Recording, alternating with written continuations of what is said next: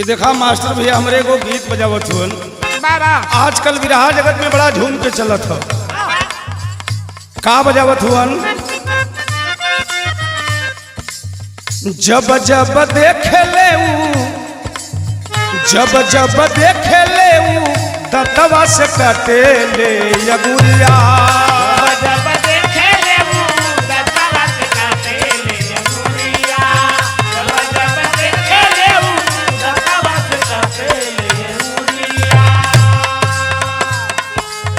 पावक पजनिया ये कर पावक पजलिया इनके छाती पे गिरावता बिजुलिया। क्या बात है?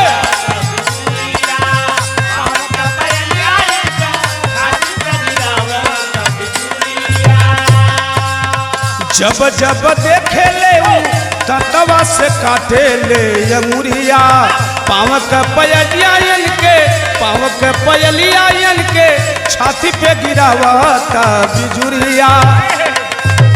रोज रोज हमरा के तंग करले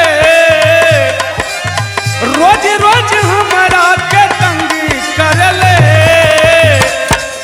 अरे पगली पसंद करले तोहरा पगली पसंद करेले हमारा के पगली पसंद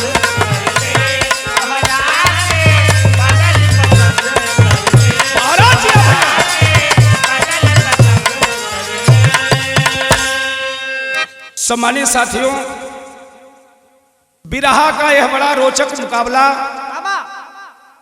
हमारे बीच में पूर्वांचल के बड़े ही अच्छे गायक कलाकार बड़े भाई रामराज मौर्य जी और हम गायक कलाकार रामहित यादव जी, दोनों कलाकारों का यह जवाबी गीत आप लोग के बीच में जा रहा है।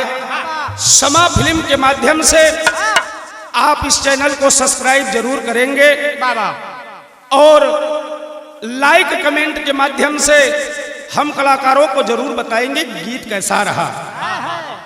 चलो भैया ये छोट कर लो गीत बा आदरणीय मौर्य जी आप बदे।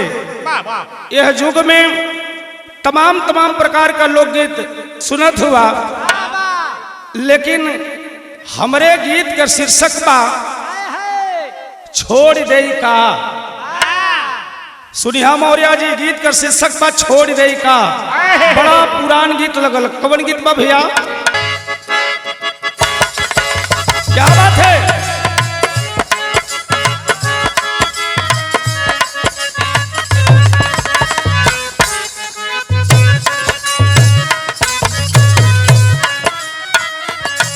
बड़ी पुरान गीत बा, लेकिन रस ए गीती में रस आज भी बरकरार बा।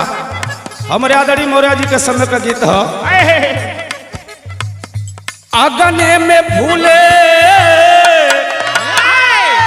अरे अगने में फूले फूला गिनवा ना दो बजला बदइया तुअरे पे।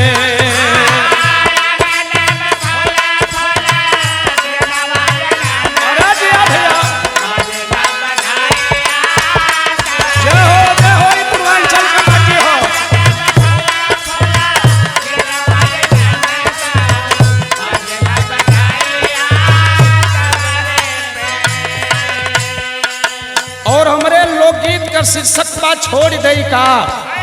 मौर्य जी ध्यान से सुनिए, आप बदई लोकगीत बा। 12 जाग में 12 जग में जदी करबा गलतिया। ए गुलाब बाबू एक दाई बर्दाश्त करी, दू दाई बर्दाश्त करी, लेकिन जेकर आदत पड़ल रही तो कबो धोखा खाई।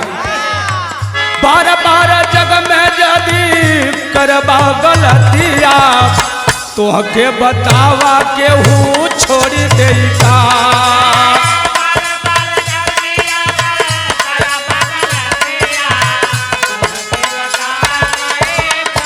क्या बात है?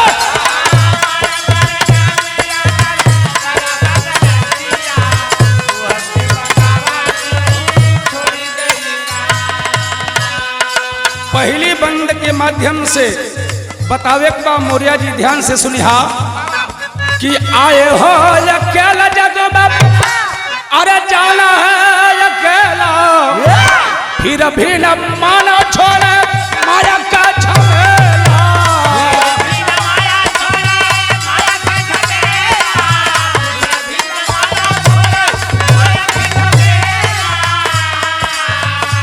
ये दुनिया जानत बा कि अकेल आइल है अकेले जा, रुपया पैसा धन दौलत एजुका रह जाए, लेकिन माया केहू के छोड़ा ना। कबो कबो देखे के मिलाला, कबो कबो जागिया से जरी जाला हथवा।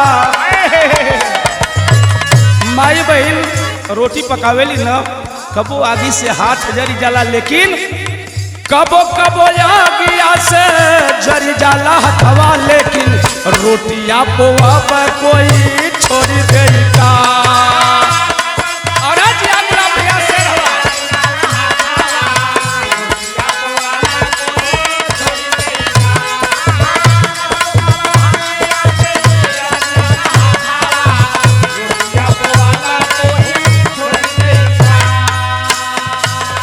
दूसरी बंद पे गौर करेंगे, छोड़े ना सारी होला शान पे शहीद हो, और आशावादी आशा लेके भगवान त लंका पे चढ़ाई कैले रहला है।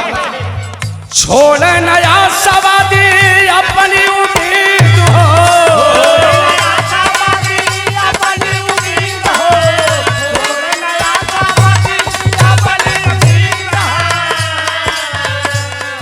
ए बाबू केतना दहेजवा में जरिया बरतिया, रोज पेपर के माध्यम से पता चलाला दहेज की बलवेदी पे कितना बिटिया अग्नि में स्वाहा हो जाली, आहुति दे देली, लेकिन केतना दहेजवा में जरिया बरतिया, लेकिन सदिया करब कोई छोड़ी देता,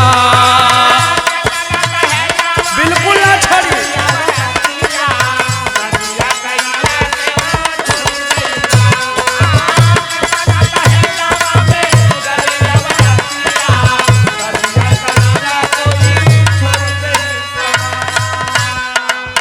कि आवरा से जवरा चलावला थपरा, अजीब नहीं छोड़ा जग में जाने का खातारा, जीव नहीं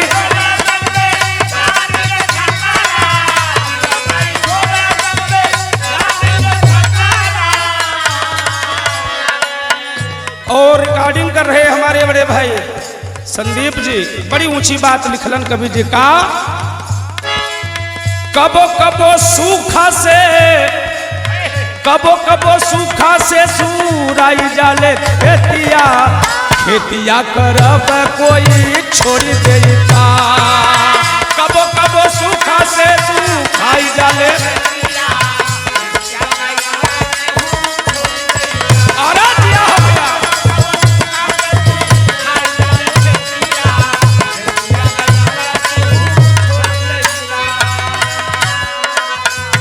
और हमन के बीच में पूर्वांचल की बड़ी मशहूर गायिका आप श्रीमती सुनीता यादव जी भी आई हैं हम कलाकारों को आशीर्वाद देने के लिए। आपको भी नमस्ते प्रणाम हो, लेकिन गौर करेंगे और क्या चीज नहीं छोड़ेगा, गीदड़ न छोड़े जंगल शेर के दहाड़ से,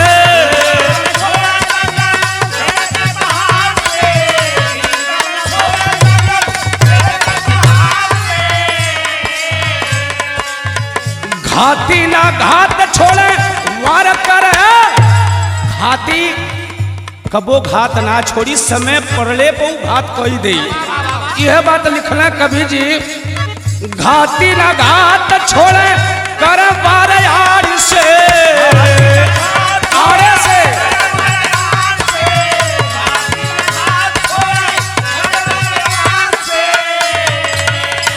दुनिया जानत बा स्वार्थ कही तमित बाट संहतिया, स्वार्थ कही तमिता बाट संगतिया रिश्ता करब कोई छोड़ देगा।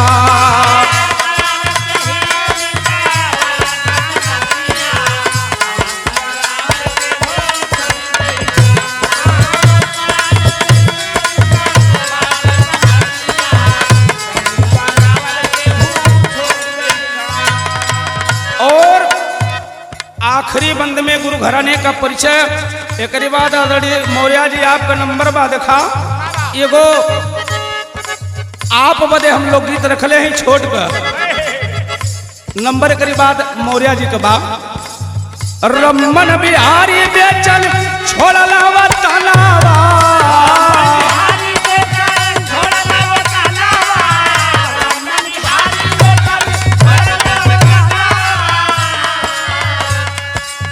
श्यामा सीताराम भारत छोड़ना समनवा